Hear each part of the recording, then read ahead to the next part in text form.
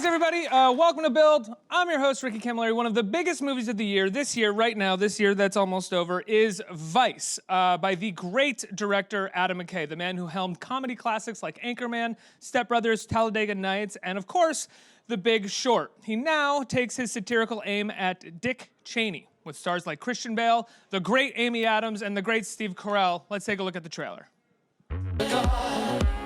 First in command, my testimony, but I take the stand. Who's the man? Who's the man? Who's the man? Who's the man? Everybody put your hands together for Amy Adams and Steve Carell. Let's hear it. Hey there. Hello. Congratulations on an incredibly weird, wild, crazy story, a sort of biopic, a history movie, unlike any other that's ever been made. That is absolutely wild. My first question is, so much of this movie is coming through in the editing, coming through in the way that he is telling the story. I'm wondering how much you knew you were getting into when you got on set, how the movie was going to look and how it was going to be shaped afterwards, if you had any sort of semblance of what he was going for. I mean, the script was so intact when we received it that there were a lot of the ideas and a lot of the tonal shifts were clear inside of the script. But Adam always encouraged us to be as truthful as possible and as grounded as possible through that. And so there was like a feat of editing, the way that he was able to edit this film with Hank and the way that they put the film together. Yeah. He's known for improvising on set a lot. Really not my favorite word to use in interviews anymore because I think everybody is kind of like, did you guys improvise at all? But he is very well known for throwing the script out a lot of the time. And I'm wondering how that works for you when you're portraying someone, someone versus Brick Tamland versus someone who actually existed in history. Oh, Brick Tamland actually exists. I forgot, I'm sorry. And instead of improv, maybe we should call it off the cuffies, something like that. Is that good? Did you guys do any off the cuffies? Yeah, we did some off the cuffies for this. You try. Yeah, you were doing some off the cuffies. Yeah, I did. Nothing that felt sort of historically significant. It was always like a mutterance under my breath, like I say at one point, if he doesn't drink next time, I will. Things he just encouraged, sort of character flourishes, but nothing historically. Yeah, I don't know for certain whether Rumsfeld called Colin Powell a nervous Nelly, but it seems like something he might say. Yeah. You got the chance to kind of cover and mock the Bush administration when you sort of got your start at the Daily Show, Steve. What is it like to kind of go back and do that again, obviously in a much different way? It is interesting seeing it from a different perspective and seeing it through the prism of a filmmaker like Adam, because I've worked with him, we've both worked with him before, and know that he has a very strong point of view and a very specific style. And I've known Adam since the early 90s. We were at Chicago, right? Yeah, at Second City together. My wife was actually in an improv company with him. So we kind of go way back. But even then, I saw what he was. He was very inventive, obviously really, really funny. He was a performer at the time as well as a writer. But he had this vast reference level and a really, really acute intellect. So I think that now is coming into play with these type of films. And going from something like The Daily Show, which was an outsider's viewpoint of this world, to try to kind of step inside in a way and experience it from that angle was different and exciting for sure. It's a fascinating change of perspectives because The Daily Show was so much about trying to ascribe beliefs to the administrations that it was covering. Essentially, like, what do these people believe and why are they doing this? Whereas in this movie, we have this sort of great scene between you and Cheney, which in a lot of ways sums up what I regarded as the thesis of the film. Many people can say it means something else, but where Dick asks, what do we believe? And Rumsfeld laughs in his face. And it's about this idea that absolute power corrupts, and these people are essentially doing these things for the sake of power to hold on to their jobs. Yeah, and it was a very secretive group of people, too. There isn't a lot that they wanted to be reported about their world and their lives. So at the beginning of the movie, it's to the best effort possible was put in, or however Adam puts it with an expletive as well. But to the best of his knowledge, this is what went down based on all the research he did and everything he knows about the participants. You know, Lynn herself in your portrayal of someone who doesn't necessarily is not a political person at first, but finds herself embroiled in a political world and becomes almost kind of Machiavellian about it in her own way, is amazing. It's an incredible portrayal. What sort of research did you do into that particular time in her life? You know, I started sort of looking at Lynn where I would find her today or about a year ago. She wrote a lot of books, did a lot of book tours, and then I went back. And when I started doing that, I realized I had to figure out who she was outside of my political knowledge of her and outside of my own judgment and my own point of view. So I kind of let all of the current research go, and I really spent more time figuring out who she was, where she came from. And in doing that, I found a girl who grew up in Casper, Wyoming, from a really hard life, not a lot of privilege, and who just worked her way out of there. She worked hard at everything she did. She had a lot of ambition, a lot of drive, and that wasn't encouraged in women the same way that it was in men at that time. And so she applied that to her education. And so I just got to know her outside of the political arena, and I think that really helped me sort of drive the character in a different way that felt more grounded. Yeah, trying to humanize her for yourself. Oh, absolutely. I have to do that with every character, or else it's just words on a page or an image I have in my head. So finding the truth of who they are, yeah. Do you find that easier or harder with someone with a historical perspective that you may have such a clear judgment on because you lived through that moment in history, whatever your judgment may be? No, I think that I stepped aside from that. I mean, I have to do that with every character. There's characters I've played who behave in ways that I find not at all congruent with my own personal beliefs. I could just look at sharp objects, the drunk driving alone in that. But I have to step outside and I have to go into a character and try to understand them in order to portray them in a way that doesn't feel like you can't feel my own personal beliefs because I'm playing Lynn, and what does Lynn believe about herself? What does she believe to be true about her intentions? And that is then what I hope to portray. Yeah. Do you do the same thing with Rumsfeld, Steve? No. You can't let go of the judgment? No, of course you do. I mean, I think you can't editorialize about a character you're playing. It's just it impacts the portrayal in the first place. You have to go in with sort of an open mind and just we do talk about humanizing. They're human beings. Everyone is flawed. Everyone has different issues in their lives, and that's really the crux, I think, of trying to get inside. And a lot of it is just your best guess as to who they are behind that public persona. Rumsfeld, in particular, he seemed like kind of a homespun, warm, affable guy when you see him in public and see him doing press conferences. But clearly, there was another side to him, as was evidenced by finding out that both Nixon and Kissinger said, you got to watch out for that guy. And so for those two guys to say that about someone else, I think informs a lot about who that person might have been behind closed doors. But again, you do all the research and you take a stab at it and try to make it feel like it's a person that exists in the world. Just for sake of performance style, not to necessarily call them villains, but if Cheney and Rumsfeld are villains in the world, Cheney is this sort of quiet, silent type, kind of hiding behind the curtain, and Rumsfeld is someone who really relishes being in public and sort of playing with his own persona.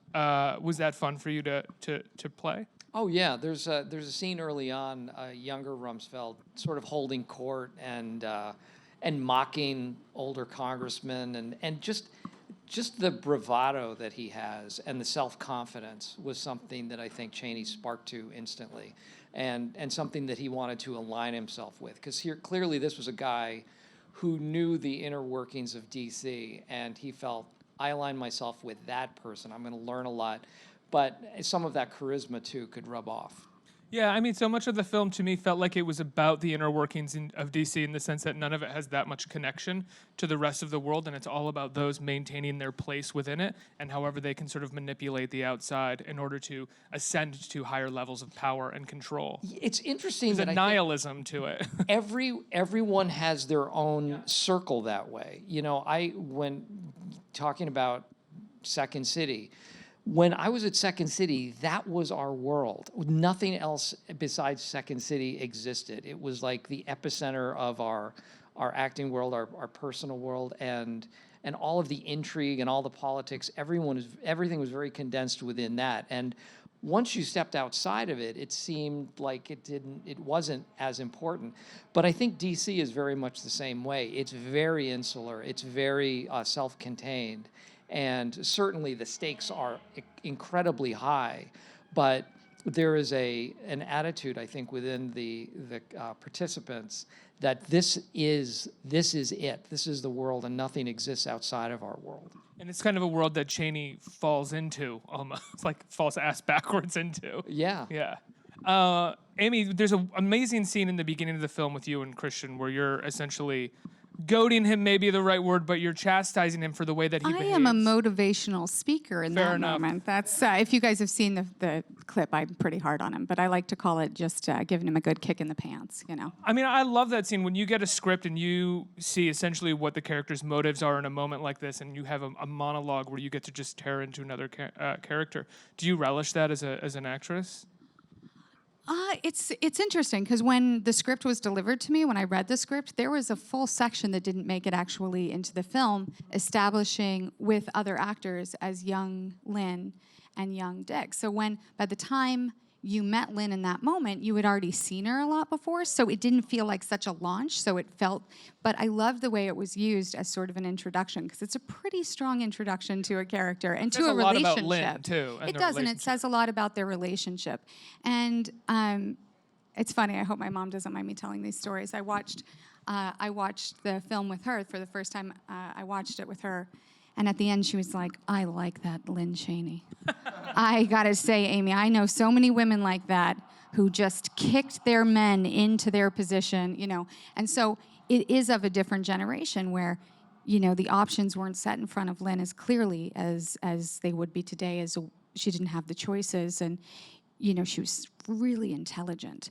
And I don't think she's saying, like, you know, you're going to be successful or I'm leaving you. She's essentially saying, I'm getting out of town. Are you coming with me? Right. Or are you going to stay back here? Because I'm not going to do the plan where we stay back here.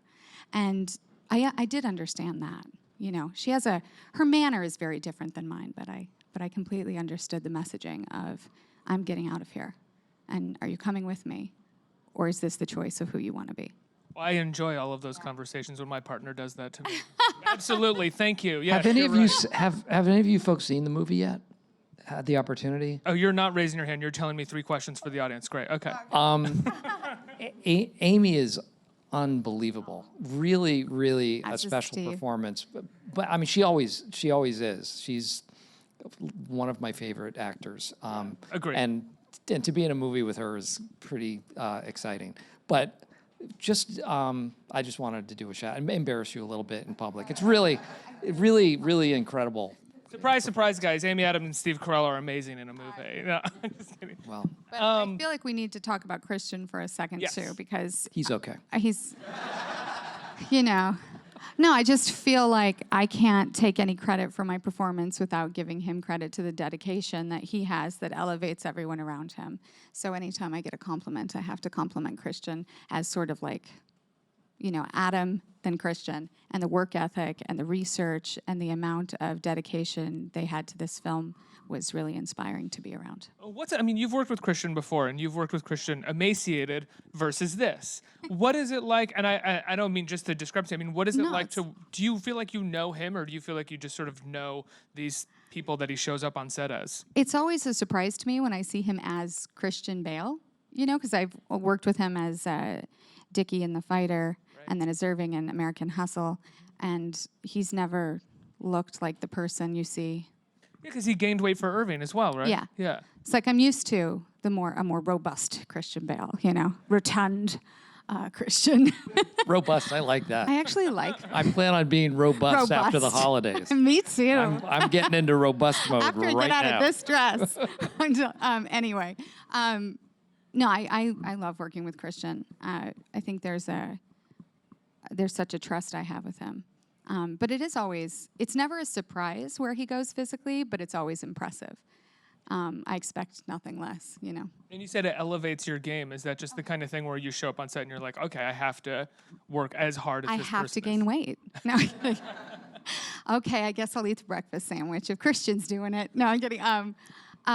No, it's not just about the physical change that he's committed to. It's the actual, like, it feels like a cellular transformation. And so, yeah, it does.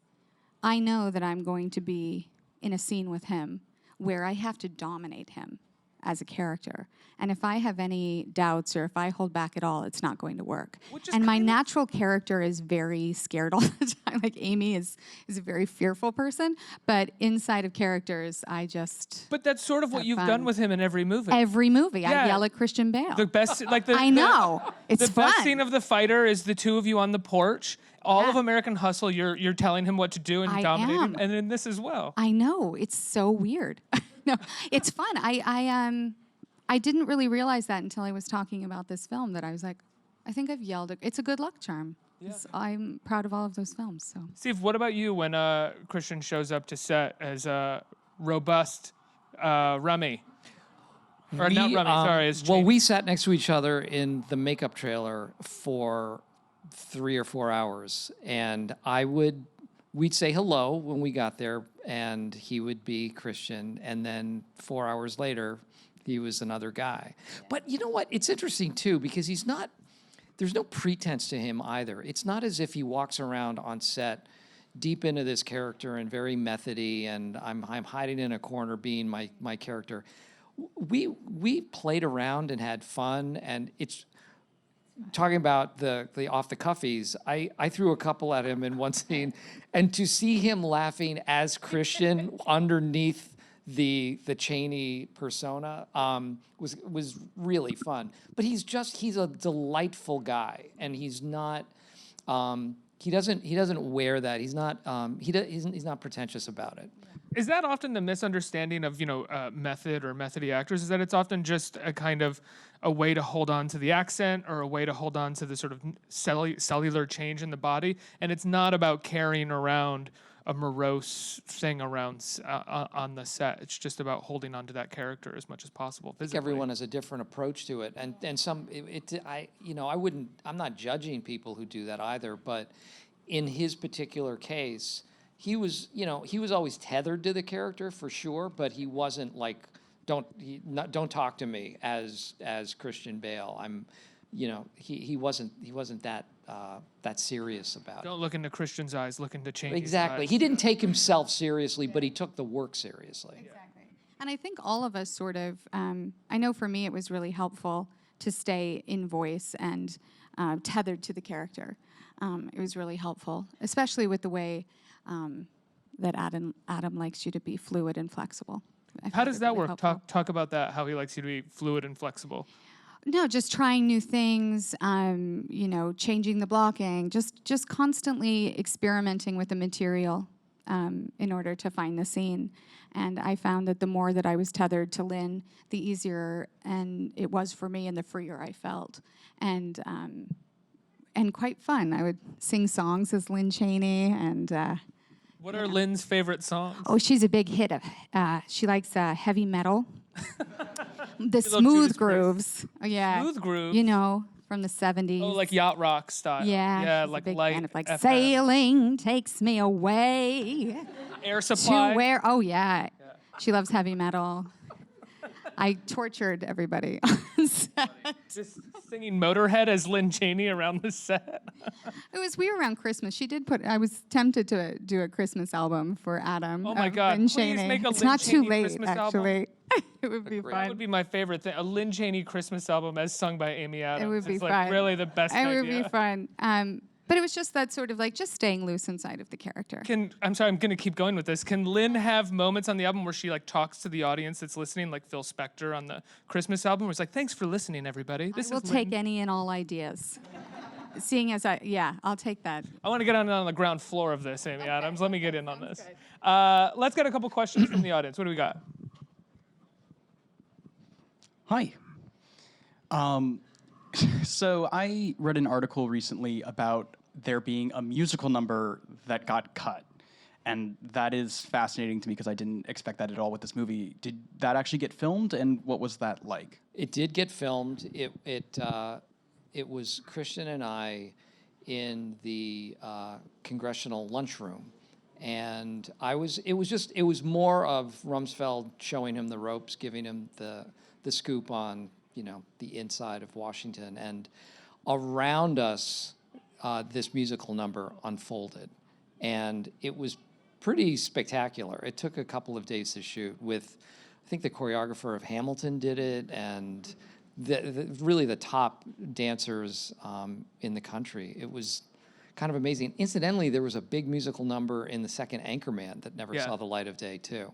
So I think going forward, I'll know if I'm doing an Adam McKay movie and we're doing a big musical thing, it's clearly just for the DVD.